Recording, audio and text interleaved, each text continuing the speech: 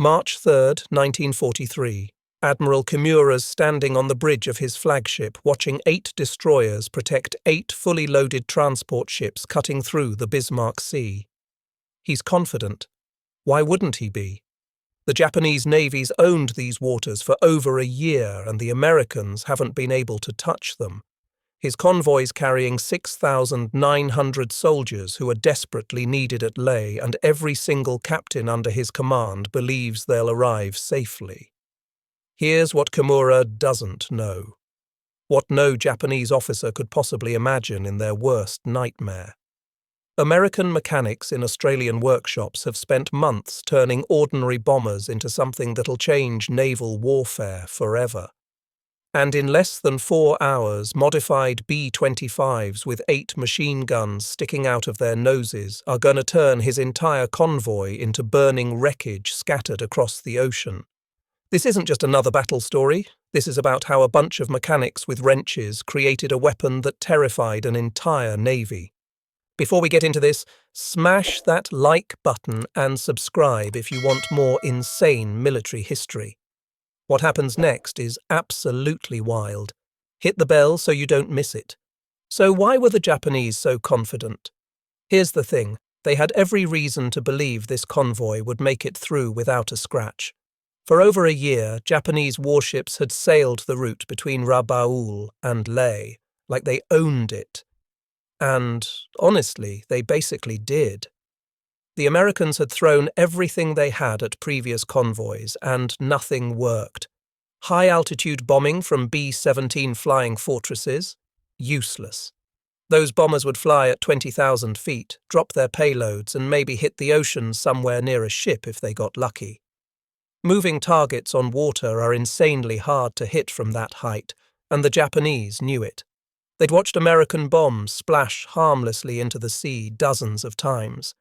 It wasn't even close. Torpedo attacks weren't much better. Sure, torpedoes could sink ships, but here's the problem. To launch a torpedo, you've got to fly low, slow, and straight for way too long. That makes you a perfect target for every anti-aircraft gun on every ship in the convoy. Japanese gunners had gotten really good at shredding torpedo planes before they could even release their weapons. Listen, the success rate for American torpedo attacks in this region was terrible. Most planes didn't even make it close enough to drop. Get this, the convoy's destroyers alone had over 125 different anti-aircraft guns. We're talking 25mm cannons, 13mm machine guns, and 5-inch dual-purpose guns that could blast aircraft out of the sky. The Japanese called it an umbrella of steel, and that's exactly what it was. Concentrated firepower from multiple ships creating a wall of explosions that any attacking aircraft had to fly through. Every destroyer captain had positioned his ship specifically to maximize overlapping fields of fire. If one ship's guns couldn't reach an incoming plane, another ship's could. Captain Tamanaha, commanding the destroyer Shikinami, had drilled his gun crews relentlessly. They knew how to lead their targets, how to concentrate fire, how to stay calm even when planes were diving at them. These crews had been training for months, and they were good. Really good. And these tactics worked. They'd shot down American bombers before. They'd protected convoys before. Some of these same destroyers had escorted convoys through these waters 6 times without losing a single transport ship. There wasn't any reason to think this time would be different. The Japanese had also developed specific evasive maneuvers for dealing with air attacks. Sharp turns, speed changes, zigzag patterns, anything to throw off a bomber's aim. The destroyer captains could coordinate these maneuvers across the entire convoy using signal flags and radio. Combined with fighter cover from the 11th Air Fleet based at Rabaul, the convoy seemed practically invincible. And this particular convoy, it was crucial. Those 6,900 soldiers weren't just reinforcements. They were desperately needed at Leh, where Japanese forces were getting stretched thin. The transport ships also carried ammunition, medical supplies, and food that could mean the difference between holding the position or losing it. Admiral Kimura had sailed these waters multiple times, and he'd seen firsthand how ineffective American attacks were. The Americans were trying, sure, but they just couldn't figure out how to hit moving ships. Every previous attempt had failed. That's what the Japanese believed anyway, and based on everything they'd seen, that belief made perfect sense. Here's where things get interesting. While the Japanese were feeling pretty secure, the Americans were absolutely desperate. They knew these convoys were keeping Japanese forces supplied, and they had to stop them. But nothing they tried worked, at all. The frustration was insane. American bomber crews would risk their lives flying missions, and they'd come back with basically nothing to show for it. High-altitude bombing missions were burning through fuel, putting crews in danger and accomplishing exactly zero. B-17 crews would spend hours in the air, drop tons of bombs, and watch them all miss by hundreds of feet. It wasn't the crew's fault. They were doing everything right. The problem was physics. Dropping bombs from 20,000 feet at a ship that's moving and turning. That's pretty much impossible. Even the best bombardiers in the world couldn't consistently hit moving targets from that altitude. The bombs would take so long to fall that ships had plenty of time to maneuver out of the way. Listen, American commanders knew this wasn't working, but what else could they do? They tried lower-altitude bombing, but that just put planes in range of all those anti-aircraft guns we talked about. Losses went up, results didn't improve. Medium-altitude attacks gave the Japanese enough warning to dodge, but high-altitude attacks couldn't hit anything. It was a no-win situation. Torpedo bombers weren't the answer either. The Navy had some success with torpedoes, but the Army Air Forces in the Southwest Pacific didn't have the specialized training or equipment for torpedo attacks. And even when they tried, the results were brutal. Japanese gunners would just tear those slow-moving torpedo planes apart before they could get close enough to drop. Get this. Some American bomber groups were losing planes on every single mission without sinking a single ship. That's not a sustainable strategy. That's a disaster. Crews were getting demoralized, commanders were getting heat from above, and the Japanese convoys kept sailing through like nothing was happening. The whole situation was eating at everyone involved, but one guy saw the problem differently. Major Paul "Pappy" Gunn wasn't your typical Army Air Forces officer. He'd been a Navy pilot before switching over, and he'd spent years in the Philippines before the war. When the Japanese invaded, his family got trapped there, and that made things personal for him. Now check this out. Pappy looked at the B-25 Mitchell bomber and saw something nobody else did. Everyone else saw a medium bomber designed to drop bombs from altitude. Pappy saw a platform that could be turned into something completely different. His idea was simple, but it sounded absolutely insane to anyone who heard it. What if instead of trying to bomb ships from above, they turned the bomber into a giant flying gun? Just load it up with as many machine guns as possible and attack ships at wave-top height, shredding their defenses with pure firepower while skipping bombs off the water into their sides. Most people thought he was crazy. The idea of flying a twin-engine bomber 50 feet above the ocean straight at heavily armed warships. That wasn't tactics. That was insanely dangerous. But Pappy wasn't interested in what was supposed to work. He was interested in what actually would work. So here's what Pappy did. He started working at Eagle Farm Airfield near Brisbane, Australia, with a civilian engineer named Jack Fox. These two set up shop in Australian workshops and started ripping apart B-25 Mitchell bombers. And what they came up with wasn't designed in some fancy laboratory. It was pure hands-on problem-solving with whatever they could scrounge up. First thing Pappy did was remove the bombardier position from the nose. That's the glass nose where a guy would normally sit calculating bomb drops. Pappy figured if high-altitude bombing didn't work anyway, Why waste the space?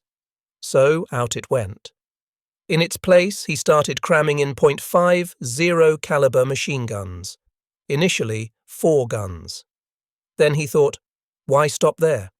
He added 4 more. 8.50 caliber machine guns, all pointing forward, all firing at once. Get this. Each gun could fire 850 rounds per minute. Do the math on 8 guns simultaneously. That's 6,800 rounds per minute. Over 100 bullets every single second. That's an insane amount of firepower. But Pappy didn't stop there. He added more guns under the fuselage, mounted them in blisters on the sides. Some versions ended up with 14 forward-firing guns. A few had 18 total. This wasn't elegant engineering. This was, let's see how many guns we can mount on this thing and still have it fly. Listen, mounting 8 heavy machine guns creates all kinds of problems. Each gun weighs 64 pounds. That's over 500 pounds of guns alone, not counting ammunition. Then you've got ammunition feed systems, storage, weight balance. Pappy and Jack had to custom fabricate mounting brackets, rework the aircraft structure, completely redesign ammunition storage. They were rebuilding these planes from the inside out in field workshops with limited equipment while the war was happening. Now here's the crazy part. Each gun carried 400 rounds. 8 guns times 400 equals 3,200 rounds total. At 6,800 rounds per minute, that's maybe 30 seconds of continuous fire. Pilots fired in short bursts around 8 seconds at a time to conserve ammo and prevent overheating. But even those short bursts were devastating. They also reinforced the bomb bay to carry 500-pound bombs with delayed action fuses designed for skip bombing. These bombs would skip across the water and penetrate a ship's hull before exploding. Once Pappy proved it worked, mechanics across the Southwest Pacific started modifying B-25s the same way. What started as a handful of experimental aircraft turned into squadron after squadron of strafers. By late 1943, hundreds of these modified bombers were flying missions. North American Aviation even started building factory versions, but those had fewer guns than Pappy's field modifications. The field-modified strafers were wild, gun barrels sticking out everywhere. Japanese pilots who encountered them couldn't believe what they were seeing. It didn't look like any bomber they'd faced.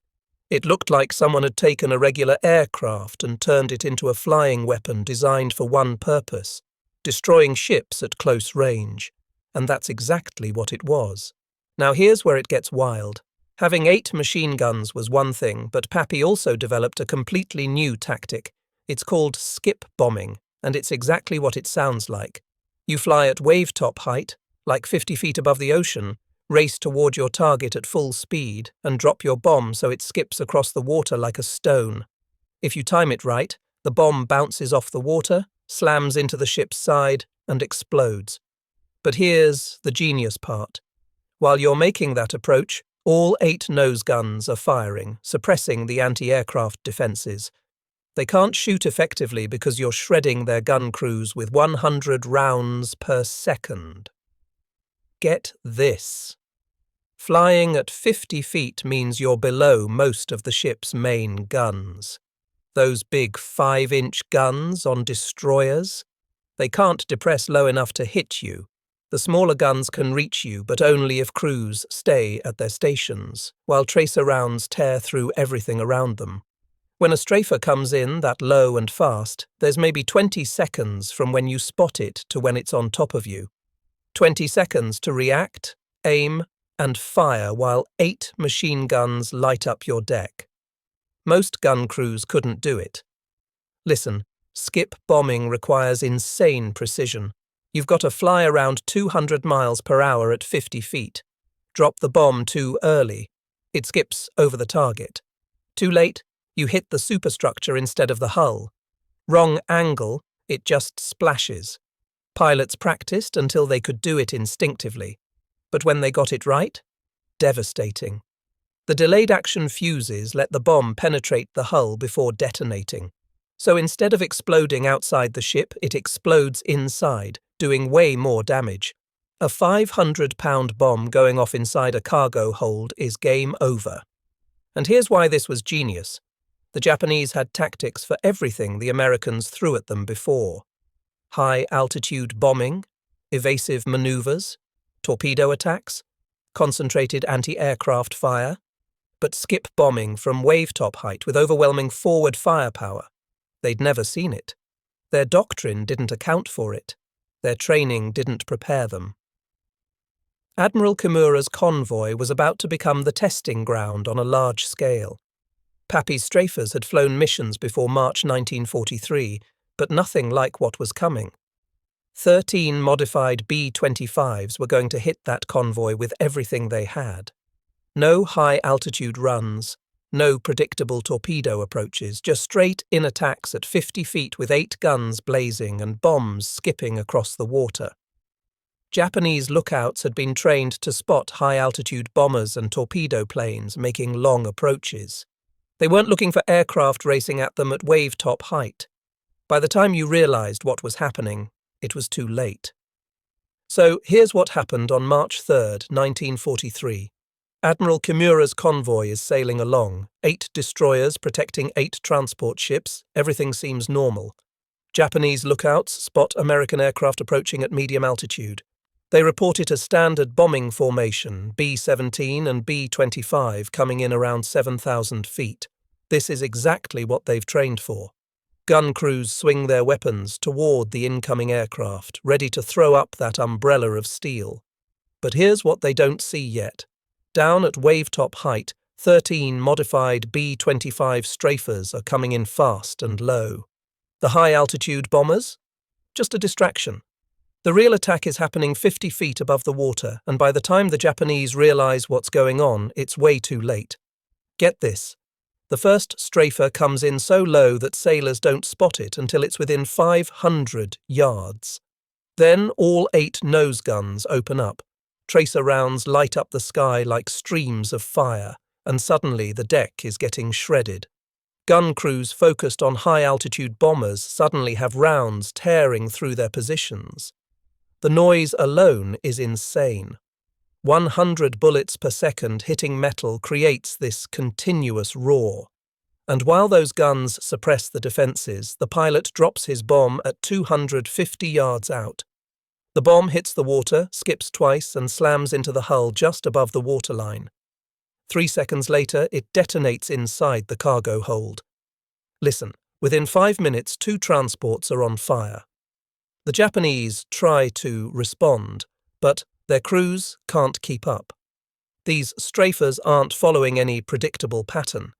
They're coming from multiple angles at wave-top height, and by the time you swing your gun to track one, another's already attacking from a different direction. Captain Tamanaha tries to maneuver his destroyer to protect the transports, but he's got his own problems. A strafer comes straight at him, all 8 guns firing, and his gun crews have to abandon their positions. The tracer fire is so intense they can't stay exposed. Now here's the thing. This isn't 13 planes making one pass. They're making multiple attack runs. A strafer comes in, attacks, pulls up, circles around, and comes back. Some pilots make 3 or 4 passes, and every time, those 8 guns are firing. The Japanese had never experienced this level of sustained assault. Transports start going down. One takes a direct hit amidships, the bomb exploding in the troop compartment.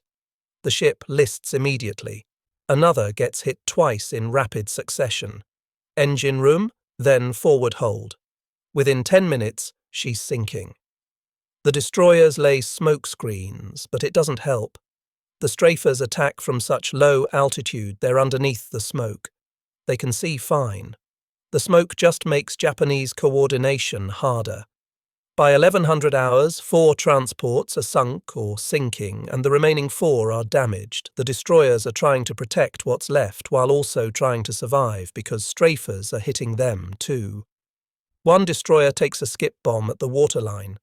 The explosion tears open the hull.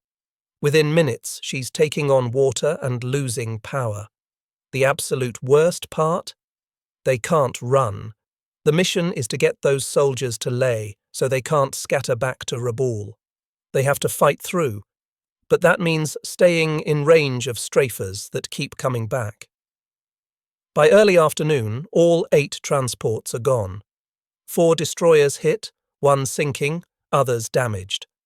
The Bismarck Sea is littered with debris, burning oil and survivors. And the strafers? Still making passes, hitting anything still afloat. The battle Admiral Kimura thought would be routine turned into devastation in 4 hours. The umbrella of steel couldn't stop aircraft attacking from 50 feet at 200 miles per hour with overwhelming firepower. Those 8 machine guns had done exactly what Pappy Gunn designed them to do. They'd suppressed Japanese defences long enough for bombs to hit targets, turning a confident convoy into wreckage. Now, here's the brutal reality. By sunset on March 3rd, the entire convoy was gone. All 8 transports sunk. 4 destroyers either at the bottom or barely made it back. Of the 6,900 soldiers that convoy carried, only around 2,700 survived. That's over 3,000 troops lost, along with all the ammunition and supplies. The Japanese forces at Leh that desperately needed reinforcements? They weren't getting them, get this! The Japanese Navy had run convoys through these waters for over a year without losses like this. An entire convoy wiped out in hours? Never happened before. Admiral Kimura and his officers couldn't process what they'd just experienced. Listen, the Japanese had plans for air attacks, but those plans assumed high-altitude bombers and conventional torpedoes. Nobody planned for aircraft attacking from 50 feet with 8 machine guns blazing. Nobody thought anyone would be crazy enough to fly that way, but the Americans did it. Here's what made this an absolute disaster beyond immediate losses. The Japanese military assumed they could move troops by sea in the Southwest Pacific. That's how you supply garrisons, reinforce positions, maintain an island empire.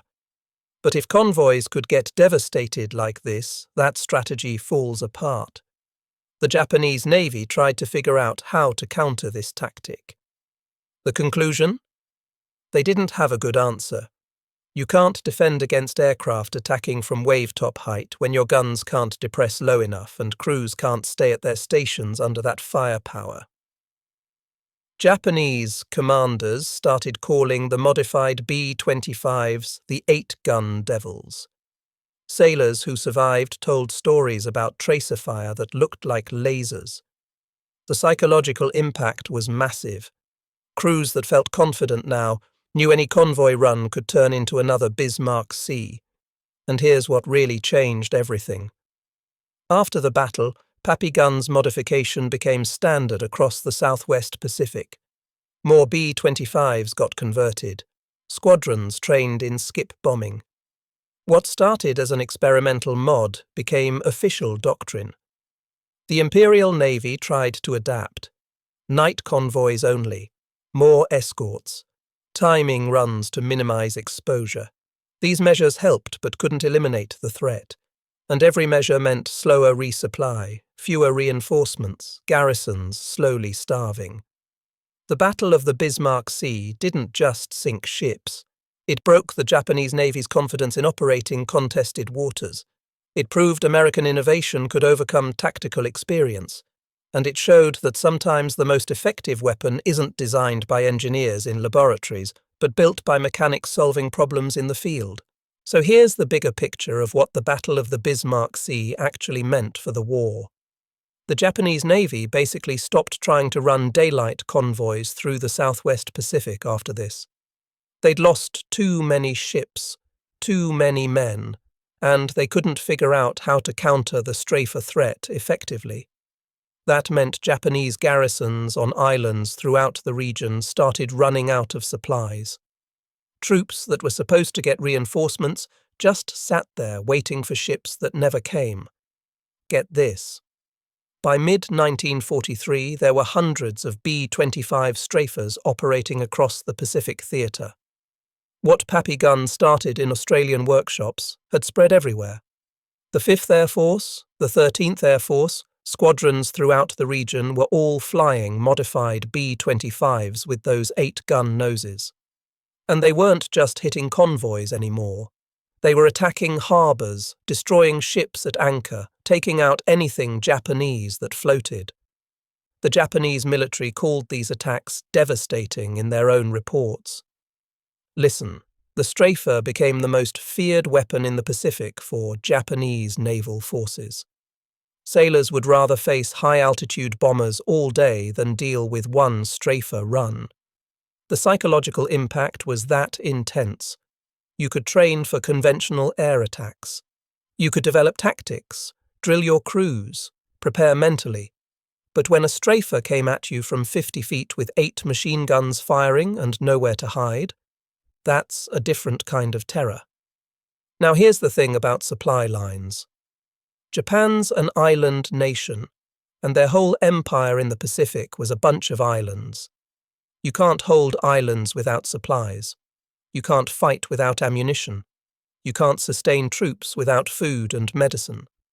The B-25 strafer cut those supply lines so effectively that entire Japanese garrisons just withered. They didn't get defeated in big battles. They just slowly ran out of everything they needed to function. The Imperial Navy tried everything to adapt. They experimented with heavily armed barges that could hug coastlines. They used submarines for supply runs, which is insanely inefficient. They tried fast destroyer runs at night. Some of these tactics helped a little, but none of them solved the fundamental problem. The Americans had a weapon that could destroy ships faster than Japan could replace them, and there wasn't a counter for it.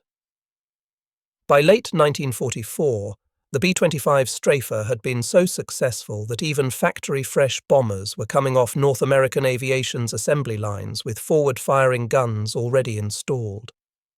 The B-25J model had 18 guns total in some configurations, 18.50 caliber machine guns on a single aircraft. That's absolutely insane firepower. The Japanese military said after the war that 3 American innovations doomed their empire. Radar, which let the Allies track Japanese movements. Code breaking, which let them read Japanese communications. And the B-25 strafer, which destroyed their ability to move supplies by sea. That's the company Pappy Guns modification is in. Not just effective, war-changing. Here's something wild. The concept of the heavily armed gunship aircraft that the B-25 strafer pioneered, it never went away. The AC-130 gunship used in conflicts from Vietnam to Afghanistan is a direct descendant of Pappy's idea. The A-10 Warthog, with its massive 30mm cannon designed to destroy ground targets? Same concept. Overwhelming firepower delivered at close range by aircraft specifically modified for the mission. Modern militaries still use this approach because it works. Veterans of B-25 strafer squadrons held reunions decades after the war, sharing memories of missions that seemed suicidal but proved devastatingly effective. They remembered the smell of cordite filling the cockpit when 8 guns fired simultaneously, the vibration that shook the entire aircraft, the sight of Japanese ships coming apart under their fire. These guys knew they'd flown something unique in aviation history. Admiral Somu Toyoda, the last commander of the combined fleet, straight up admitted after the war that the 8-gun B-25 destroyed Japan's ability to move by sea. That's not American propaganda. That's a Japanese admiral admitting that a field modification built in Australian workshops by mechanics became one of the weapons that defeated his empire. The technical specs of the B-25 strafer became legendary among aviation enthusiasts. 8.50 caliber machine guns in the nose, each weighing 64 pounds, each firing 850 rounds per minute. Total weight of guns and ammunition systems over 500 pounds. Ammunition load of 3,200 rounds total, enough for about 30 seconds of continuous fire. The fact that mechanics managed to install all this in an aircraft never designed. For it, and still have it fly effectively, that's engineering genius born from necessity. The B-25 Strafer represents the American approach to World War II warfare. Technological innovation, tactical flexibility, aggressive execution. Where other nations might spend years developing purpose-built aircraft, Americans modified existing bombers in field workshops, tested them in combat, refined them based on experience. That willingness to experiment, to take risks, to trust combat personnel over distant planners proved crucial to victory. So here's what we learned from the Battle of the Bismarck Sea. Admiral Kimura sailed out on March 3, 1943, pretty confident his convoy would make it through. He had destroyers, anti-aircraft guns, tactics that had worked for over a year. 4 hours later, his entire convoy was at the bottom of the ocean, and the Japanese Navy had just learned that all their experience meant nothing against a weapon they'd never imagined. That weapon wasn't designed by brilliant engineers after years of research. It was created by a guy named Pappy Gunn who looked at a bomber and thought, what if we just put a bunch of machine guns on it? And then he did it. In Australian workshops, with hand tools, while the war was happening. Think about this. The B-25 Mitchell was designed as a medium bomber, but Pappy saw a different possibility. He ripped out the bombardier's position, crammed in 8.50 caliber machine guns, and created something that changed naval warfare in the Pacific. No multi-year development program, no committees, just problem-solving and willingness to try something that sounded absolutely insane. The Japanese Navy had samurai tradition, tactical experience, and victories going back decades. Pearl Harbor, the Java Sea, dominating the Southwest Pacific. But all that tradition couldn't save them from mechanics in Brisbane who weren't afraid to experiment. And that's the real story here. It's not just about World War II. It's about how innovation beats tradition every single time. How the side that adapts fastest wins. How sometimes the best solution is someone in a workshop saying, let's try this and see what happens. Those 8 machine guns weren't planned by generals. They were installed by people who saw a problem and refused to accept there wasn't a solution. And that refusal changed everything. The Japanese called them the 8-gun devils because they'd never faced anything like them. But here's what makes it even wilder. That same concept is still being used today. The A-10 Warthog, the AC-130 gunship, modern attack helicopters, they all trace back to Pappy Gunn's idea. The most advanced militaries in the world are still using a tactic developed in field workshops in 1942. Admiral Kimura thought he understood aerial warfare. He thought his defences could handle anything. He was wrong because he couldn't imagine someone would fundamentally change the rules. That's the lesson. In any field, in any competition, the person who changes the rules wins. The one who sees possibilities nobody else sees. The one willing to try the idea that sounds crazy. Sometimes the most effective solution isn't the one that's supposed to work. It's the one that actually does work.